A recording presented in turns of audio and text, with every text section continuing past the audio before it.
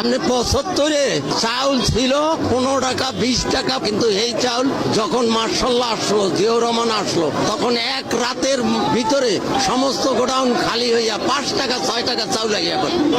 72 বছর মানে দেশের তো অনেক সরকার, অনেক পালাবদল দেখছেন, অনেকই দেখছি। বলে শান্তিতে ছিলেন খালেদা জিয়া এবং প্রেসিডেন্ট জিয়া, শহীদ জিয়ার আমলে তখন দ্রব্যমূল্য নিম্নগতি ছিল।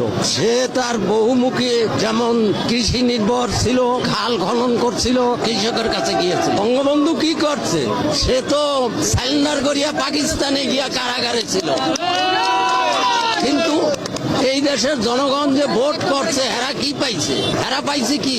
এরা পাইছে এখন এই যে দ্রব্যমূল্য ঊর্ধ্বগতি, তারপর তারা খুন, জেল, জুলুম, এগুলো পাইছে। আর পাইছে কি?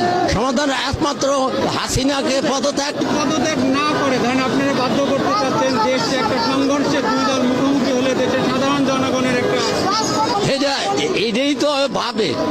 ও তো জনগণের কোনো মঙ্গল চায় না, ও ওর নিজের স্বার্থই চায়। কিন্তু ও তো জনগণের স্বার্থ চাইলে, জনগণের কি হইলে ও তো ঠিকই পদত্যাগ করত।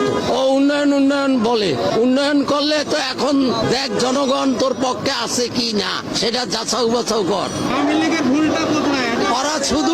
ওরা শুধু নিজের স্বার্থেই বোঝে, জনগণের কিছুই বোঝে না।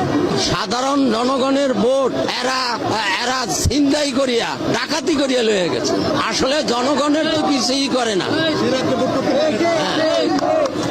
পাবলিকের কিছুই হয় না, হয়তো ওদের উন্নয়ন, আওয়ামী লীগের উন্নয়ন, এটা শুধু তার দলীয় উন্নয়ন, জনগণের কিছুই হয় না।